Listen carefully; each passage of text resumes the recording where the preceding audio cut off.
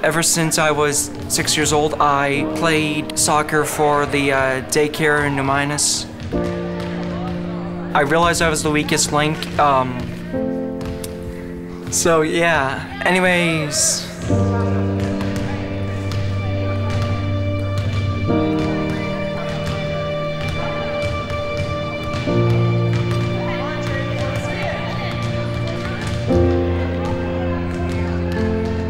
There's this kind of idea of like the upper and lower class between the generic students and ID students, and it's you don't really see them much outside of like the resource center. When I first started here, I didn't know nobody. Like everybody was like, who are you?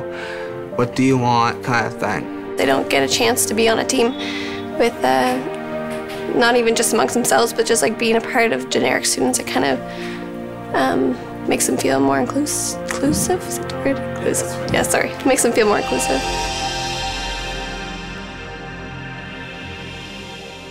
We contacted Matt and put the plan together.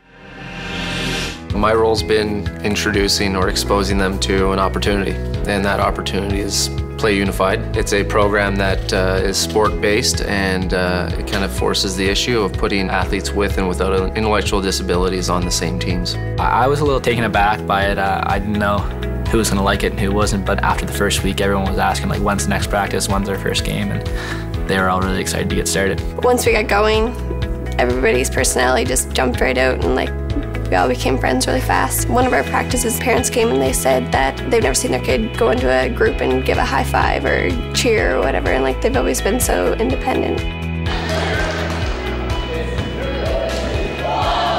When you add intellectual disabilities to that number of people that are inactive, we see a little bit of a gap for that age group, which is high school students.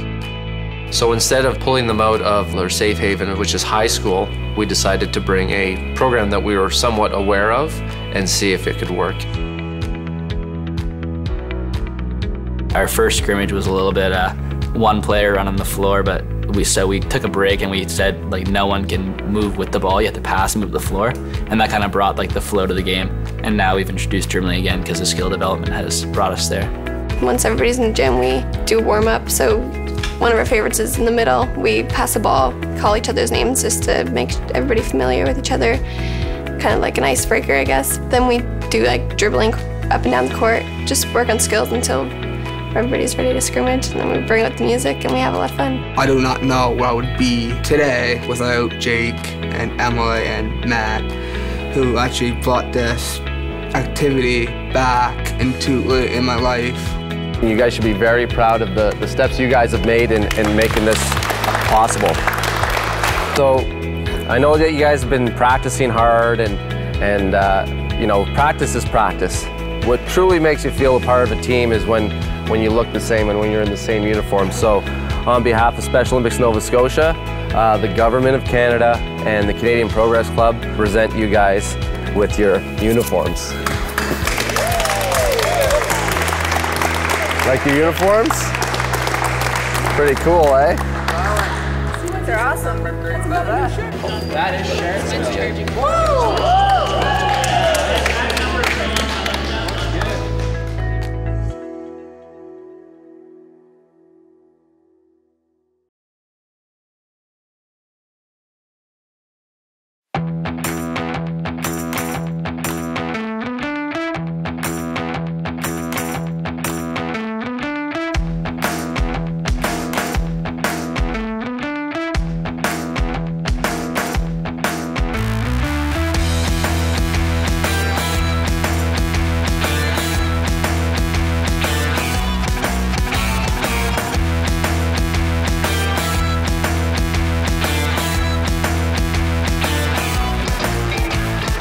Special Olympics Nova Scotia approached us about Play Unified, and it fit directly with our motto about creating new paths for people with special needs. It involves inclusion, it involves active living, it involves sport, and it involves lessons that they will take with them throughout their lives.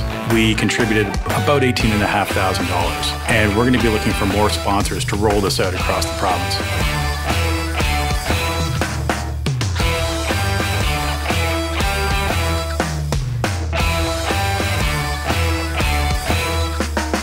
I He was all excited, talked about his uniform, and I'm like, what's happening? It's better to learn from your peers, and it takes the connection from off the floor into the classroom. You know, you're going to class, and now you've had a moment with them. Every special athlete who is in a school anywhere would be so happy to have the chance to participate in this. Especially in front of other students that you just see in school and all of a sudden they're cheering for you. I think that's a key component. One of the things that we're trying to do is break down barriers between our students, and a lot of people came up and thanked me, and I said, you know, you're thanking the wrong person, because it's the kids that you really need to thank. Both Jake and Emily are graduating this year. With their leadership, others are ready to take that and just to move to the next step for next year. So I think it's safe to say this will be an ongoing thing for a while. Sport is always bigger than itself. Sport is a platform, whether it's on a small scale within a single high school or globally, breaks down barriers in many different ways. The barrier that we're breaking down is that every individual is unique, every individual is different, but every individual should be treated the same. And by putting them on the same team, that's where we're breaking down those barriers.